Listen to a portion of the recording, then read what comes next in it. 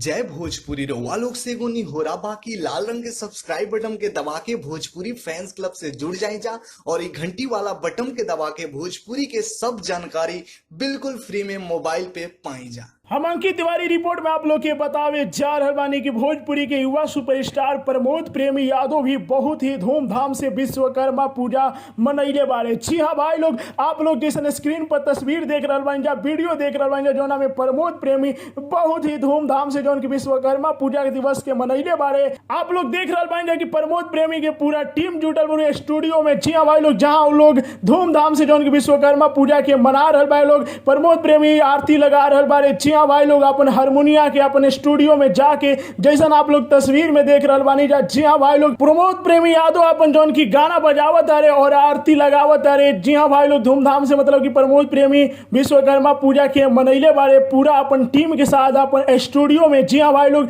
जहाँ के तस्वीर आप लोग देख रहल बानी जा स्क्रीन पर। जी हाँ भाई लोग, आप लोग बता दी था 17 सितंबर आज पूरा भारत में विश्वकर्मा पूजा दिवस पूरा हर्षोल्लास के साथ मना रहल बा। में पूरा भोजपुरी इंडस्ट्री भी अपन मना रहा, वही में प्रमोद प्रेमी भी मनैले बारे बहुत ही धूमधाम से अपन स्टूडियो में बहुत ही खुश बारे और बहुत ही अच्छा तरह से जौन की पूजा भी कैले बारे। आप लोग जैसे देख रहे हैं तस्वीर में आरती कैले बारे, पूजा करत रहे, बहुत ही धूमधाम से नचले बारे लोग, ताली भी बजा रहे बारे लोग और अपन स्टूडियो में। जी हाँ भाई लोग, अपन स्टूडियो में पूरा टीम मेंबर के साथ जौन की सेलिब्रेशन कैले बारे प्रमोद प्रेमी यादव। जहाँ की तस्वीर आप लोग देख रहे बानी जा, तो कमेंट बॉक्स में जाके बताएंगे कि आप लोग प्रमोद प्रेमी यादव के वीडियो और उनके विश्वकर्मा पूजा दिवस के फोटो कैसा लाग रहा बा, कमेंट में बताएं जा। और वीडियो के ज्यादा से ज्यादा लाइक कीजिए, ज्यादा से ज्यादा शेयर कीजिए। जय भोजपुरी।